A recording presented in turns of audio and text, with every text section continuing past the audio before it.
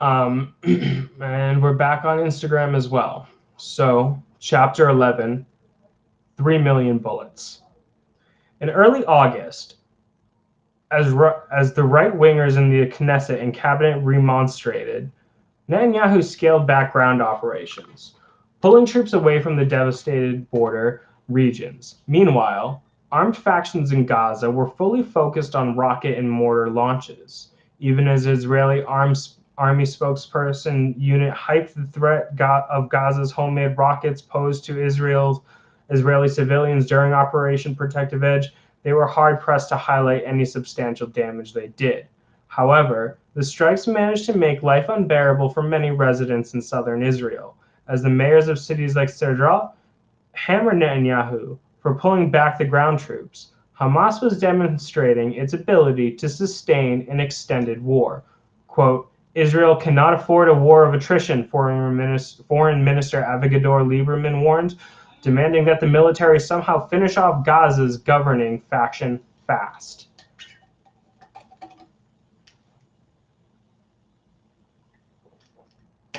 Most Israeli citizens were firmly protected from the rocket fire by fortified bomb shelters, an advanced early warning system that included cell phone alerts, and the Iron Dome anti-rocket system, whose U.S. taxpayer subsidy had just been reauthorized by President Barack Obama in the U.S. Congress. Funding for the Iron Dome system was subsidized by U.S. taxpayers to the tune of $200 million, beginning in 2011. In mid-July, on the onset of the 51-day war, the U.S. Senate authorized another $351 million subsidy to support the Israeli government request for more Iron Dome systems. When Prime Minister Benjamin Netanyahu claimed the system intercepted the overwhelming majority of rockets fired into Israel from Gaza during Operation Protective Edge, military experts have questioned these claims. Theodore Postel, a professor of international security at the Massachusetts Institute of Technology, who published one of the most thorough critical surveys of the Iron Dome's performance, attributes Israel's low wartime casualty counts to the country's advanced sheltering and early warning system. Another factor in the low Israeli civilian casualty toll was the rudimentary nature of the rockets fired by armed factions in Gaza.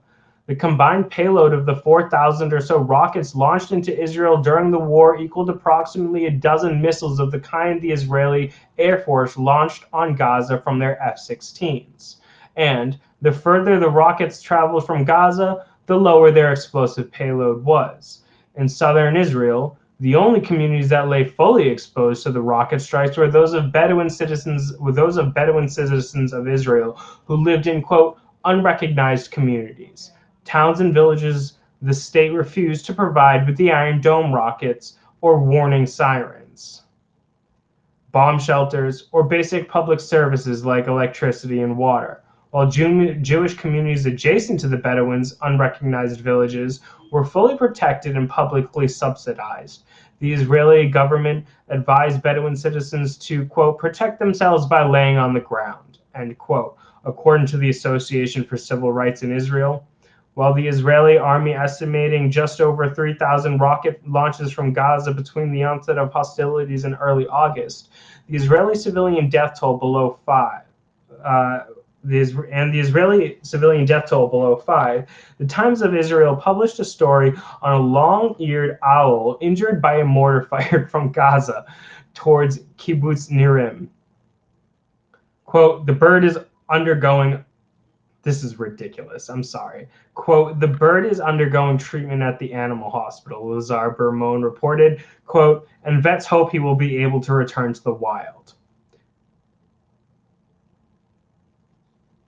This next section is called Bombing the Dead. Back in Gaza, the Israeli Air Force continued its policy of bombing civilian homes.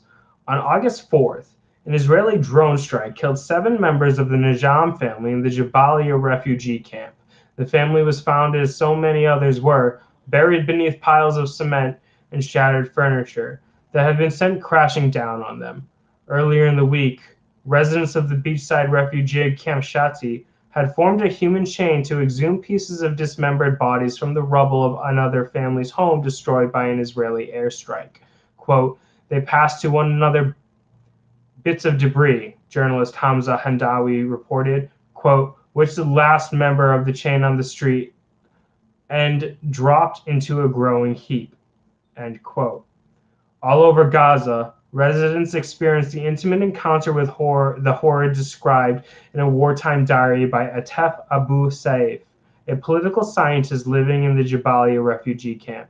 Quote, to see death, to touch it with still living flesh, to smell its saliva, to feel it in your hands, around you, on every corner of the street, to witness its brutality, its vulgarity, its mercilessness, to watch as bodies are scattered about in piles in front of you, like discarded exam papers at the end of a school term, one leg here, one arm there, an eye, a severed head, fingers, hair, intestines, end quote.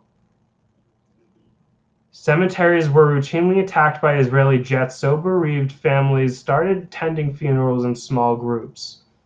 In Kuzaa, on October 2nd, while burying 16-year-old Gadir, the severely disabled girl who was left to die on the street as she attempted to escape the shelling in her wheelchair, the Rugelia family had taken shelter from an Israeli airstrike. I was reminded of their experience when I visited a cemetery in Beit Hanun during the extended ceasefire in mid-August, where graves had been blasted to pieces by artillery shells. This photo is a photo of the yard of a UNRWA school in Beit Hanun, which was shelled by the Israeli military.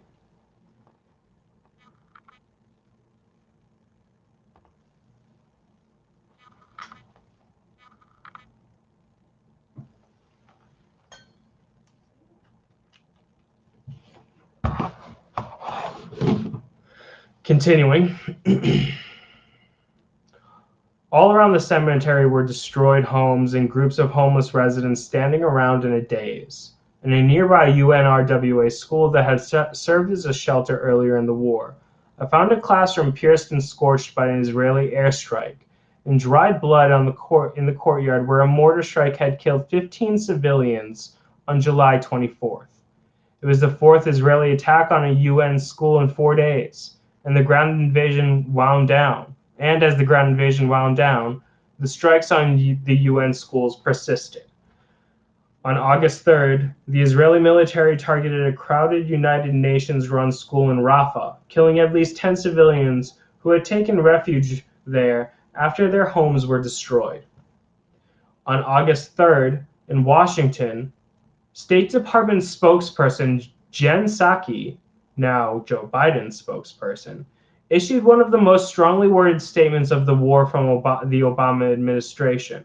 Quote, the United States is appalled by today's disgraceful shelling, Psaki declared. She added, quote, the coordinates of the school, like all UN facilities in Gaza, have been repeatedly communicated to the Israeli Defense Force. We once again stress that Israel must do more to meet its own standards and avoid civilian casualties, end quote. By the end of that first week of August, the number of children killed in Gaza stood at 408. According to Associated Press AP investigation of Israeli airstrikes targeting civilian homes during the 51-day war, in 83 Israeli airstrikes targeting civilian homes, 3 or more members of a family were killed. Among the dead were 108 preschoolers and 19 infants. In all, Israeli attacks on civilian houses killed at least 844 Palestinians during the war, with 89% of the dead confirmed by AP to be non-combatants. The head of UNICEF's field operations, Pernille Ironside, observed that in addition to the staggering death toll among children, some 400,000 had been badly traumatized by the assault. Quote, isn't it an extraordinary thing to live through? And, especially to survive, and witness the use of incredibly damaging weapons that tend to slice people with terrible amputations and maimings, shredding people apart in front of children's eyes, and in front of their parents as well, she remarked.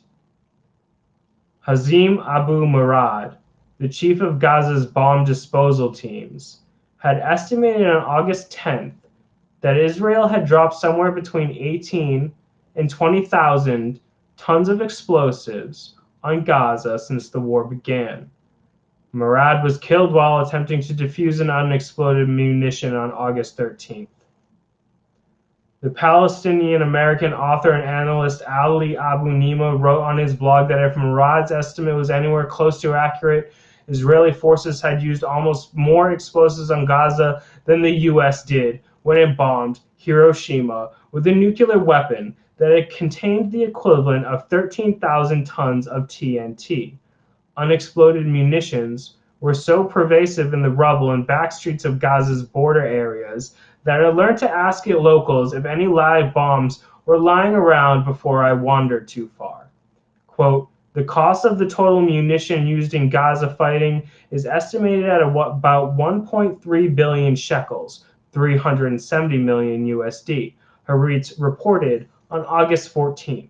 Quote, according to the Army's figures, 39,000 tank shells, 34,000 artillery shells, and 4.8 million bullets were supplied during the fighting.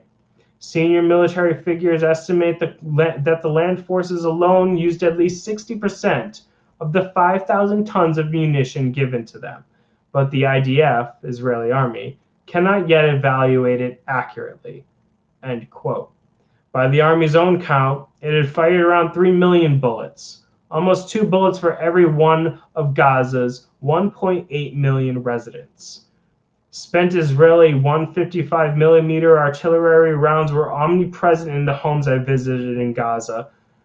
The cylindrical-shaped shells that were weirdly resembled ancient Mesopotamian pottery could be found standing upright in the corner of a badly damaged room or lying somewhere in the yard. Some residents had decorated the used shells and transformed them into flower vases, while others repurposed spent mortar shells into ashtrays.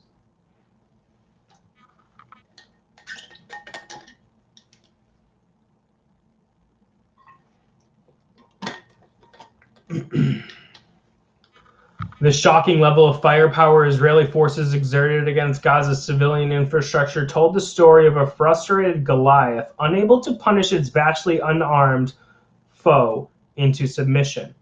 As right-wingers in the governing coalition brayed for a thrust of ground troops that would cut into Gaza's soft heart, Zahav Gal-On, the chairwoman of the Liberal Maritz Party and de facto leader of Israel's fated peace camp, taunted Netanyahu for his supposedly allowing Hamas to score points on the battlefield instead of enabling Palestinian Authority President Mahmoud Abbas to score points in the diplomatic realm. Growing desperate for a major wartime achievement, Netanyahu searched for battlefield scalps he could brandish before an increasingly frustrated Israeli public. This next section is called No Deal in Cairo. When representatives of Palestinian factions, including Fatah, Hamas, and Islamic Jihad, arrived in Cairo on August 5th to negotiate terms of a possible final deal that might bring the war to a close, the Palestinians could not have been more divided. Earlier in the war, Palestinian Authority President Mahmoud Abbas had lectured Hamas on the need to accept a ceasefire deal without filling any of its preconditions. Quote, what are you trying to achieve by sending rockets? Abbas told Palestine TV, quote, we prefer to fight with wisdom in politics, end quote. Hamas's popularity was soaring, prompting the Washington Post to declare Abbas the, quote, big loser of the war. Al-Qassam's refusal to back down before Israeli tanks and fighter jets had won Hamas credibility even in the streets of Ramallah, which is the capital of Palestine. The gilded canton Abbas controlled with the iron hand of his U.S.-trained security force, and under the careful watch of the Israelis' military administration. It's not important who wins or who loses, Abbas declared in the same interview. What's important is to end this bloodshed, end quote. Throughout the ceasefire negotiations in Cairo, while the Palestinian Authority negotiators lined up behind the Egyptian regime, the Israeli delegation remained intransigent, refusing to acknowledge the humanitarian conditions the Palestinians placed on the table. Quote, the delegation did not sense a true seriousness from Israel in the negotiations, since it was still stalling to answer the Palestinian demands. Musa Abu Marzouk, a leader of the Hamas delegation in Cairo, complained. Meanwhile, Israel's allies among the Egyptian junta presented the Palestinian factions with a memorandum of understanding that contained no guarantee that any of the key demands introduced by Hamas at the onset of hostilities in July would be met. Quote, this document did not respond to any of our requests. The airport, the seaport, the buffer zone, the expansion of the fishing area, etc. There was also no explicit mention of the lifting of the siege. End quote. Hamas spokesman Sami Abu Zuri declared.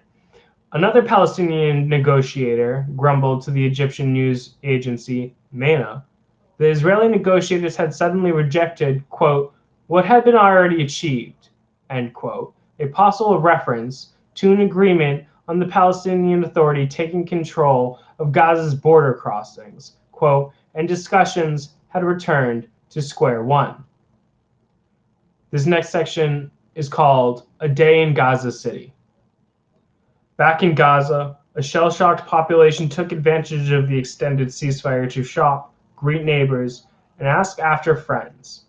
As the sun set over the Mediterranean on the evening of August 18th, I rode north on the main coastal highway from Rafah, coasting past beaches filled with people seeking a brief respite from the war. The lights of 2 Israeli gunboats shined in the distance. When I arrived in Gaza City, I found the main shopping district bustling with families and lines out the door of the famed local ice cream shop. Quote, people really miss the street, end quote. Ebba Rezek explained to me. Quote, once the ceasefire was on, I watched my neighbors come out of their houses and hug each other and just celebrate that they had survived that long, end quote. The next afternoon, I set out in the streets of downtown Gaza City to experience the atmosphere of the city without the fear of Israeli missile attacks. As I walked towards the Ramallah district, the annoying hums of the Hermes 450 drone that constantly patrolled the skies blended into the din of traffic. The banter of young men chatting about the war, the pulse of Arabic pop music blaring from local stores. Walking just 10 blocks through the suddenly vibrant streets of Gaza City after spending all week in the rubble of the devastated border.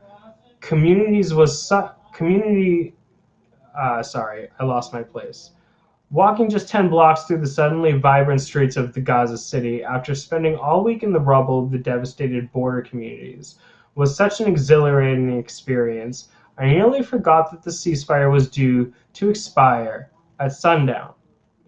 I stopped for a late lunch with Bilal Dabour, a graduate from the Islamic University School of Medicine interning at Al-Shifa Hospital, with whom I had been corresponding through social media. Bilal explained what happened when a group of 4 killed in a car by an Israeli drone strike arrived at the Al-Shifa Hospital on July 7th. They were not only among the first casualties of the war, but they were the first Bilal had seen up close in his medical career. Quote, I wanted to conquer my fear, Bilal recalled. Quote, so I forced myself to look at their bodies, and I remember everything from that day. End quote. Weeks later, he treated scores of casualties from Shujaiya when the market was shelled on July 21st. It was such a chaotic scene with hundreds of family members crowding intensive care unit, screaming and remonstrating, that some of his overwhelmed colleagues collapsed. By the time we met, however, Bilal had become so inured to the daily confrontations with death and trauma that he was virtually numb. Quote, I'm like a whole new person, he reflected. 2 or 3 injured come into Al-Shifa, and later they die.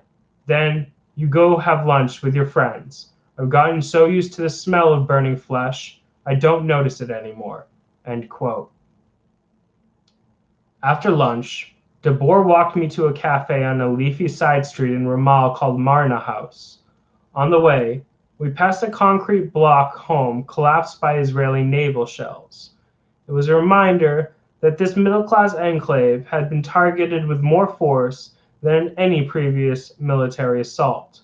At the cafe entrance, Bilal offered his prediction that the ceasefire would be extended, echoing an increasingly common view that the war had exhausted itself. But he added with a resigned shrug, "We never know what to expect anymore." In the breezy courtyard beneath the tarpaulin canopy, I settled down at the table with my colleague Dan Cohen, who had taken a taxi over from Abu Ghalayon, the seaside apartment we were renting. In our immediate vicinity, we heard the sound of American accented English. At the table across the cafe, I spied a slender old man with leathery skin sharing shisha with a local friend of his. I immediately recognized this man as Denny Cormier, a 68-year-old anti-war activist from Santa Fe, New Mexico, whom I knew as one of the few Americans who had been living in Gaza for a long-term period. After I introduced myself, Cormier explained how he had arrived in Gaza earlier in the year and became instantly enchanted. Having left one of America's top retirement destinations, Cormier said he had intended to spend the twilight years in the seaside ghetto of Gaza. Quote, "Everywhere I go here," he remarked with a look of wonder, "I make new friends, and people invite me into their homes for dinner. I never met more beautiful, welcoming people." End quote. Earlier in the day, I made contact with Ahmed Al-Graiz and Abu Bsayow,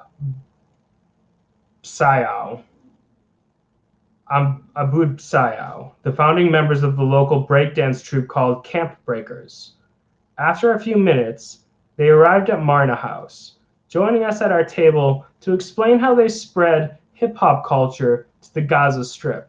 And if you have not seen the documentary Killing Gaza, it's hard to watch. I do recommend it, but they cover Camp Breakers to some extent within that documentary, which is free on YouTube from Behind the Headlines and Gray Zone.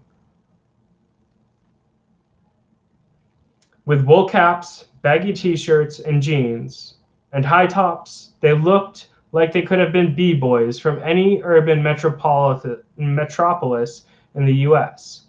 Raised in the Nuseirat refugee camp, 25-year-old Ahmed had introduced breakdancing to the millennial generation seared by the 7 years of siege and periodic wars. For him, their rebellious, confrontational sensibility and flamboyant, combat-inspired dance styles spawned in the blighted ghettos of American cities were a perfect fit for the youth of Gaza. Quote, "We perform our issues in our breakdance shows. We mix our situation and our dancing," Ahmed said, whipping out his laptop to show me a video of Camp Breakers performing in which members of his group thrust themselves through a paper wall that symbolized the siege and occupation. Quote, "In the whole world, there is no crew that does what we do."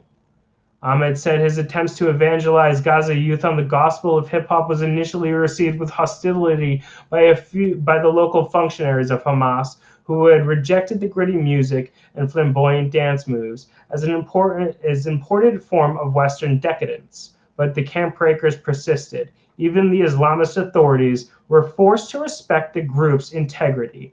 It was not the repressive government that runs the internal affairs of the Gaza ghetto that had interfered with their creativity, but the siege imposed on Gaza from the outside. Quote, "Every day I say that I need new breakdancers to battle with," Ahmed explained. "When I battle with my guys, I know how to win. It's the same thing every time.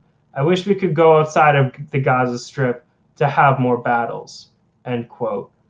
The restrictions of the siege prevented Ahmed from importing new equipment for the dance studio that, during the war, functioned as a shelter for his family. Graffiti art, breakdancing, and rapping were growing in popularity among Gaza youth. He explained, the Israeli blockade had prevented access to proper DJ equipment. The imposed restrictions had even forced Aboud, an inspiring musician who was once one of the original members of Camp Breakers, to attempt to build a guitar from scratch. But his instrument was only half done, and the turning keys and fretboard he needed to finish it were unobtainable in Gaza. Ahmed and Aboud asked me if I could make a run to Tel Aviv for them to pick up turntables, a mixer, and possibly a whole guitar. For the rare visitor to Gaza, it was almost as common to get requests like these as it was to hear war stories. As twilight set in on Gaza, our conversation returned to the last minutes of the ceasefire. Dan mentioned reports of scattered rocket launchers from Gaza into southern Israel that Hamas had yet to take responsibility for. He said some locals had spoken to earlier believed that the launch was a false alarm, while others were convinced it was orchestrated by local collaborators with Israeli intelligence services to provide the Israeli military with a pretext for resuming its bombing campaign. Just then, I noticed a small orange light flicker against Ahmed's cheek. It was accompanied by a distant thud. "What the hell is that?" I exclaimed. Ahmed and Aboud turned to one another. "There goes the ceasefire." Aboud mumbled with a slight grimace. Another thud followed, then another, this one louder than the first two.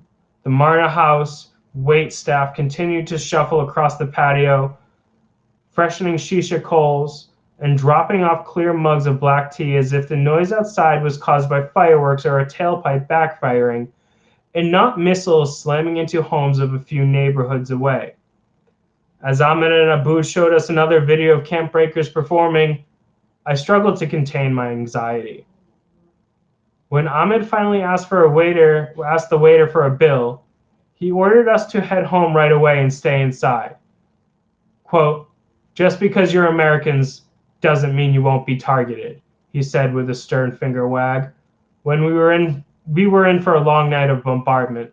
What we didn't know was that Israel had just attempted its most ambitious operation of the war.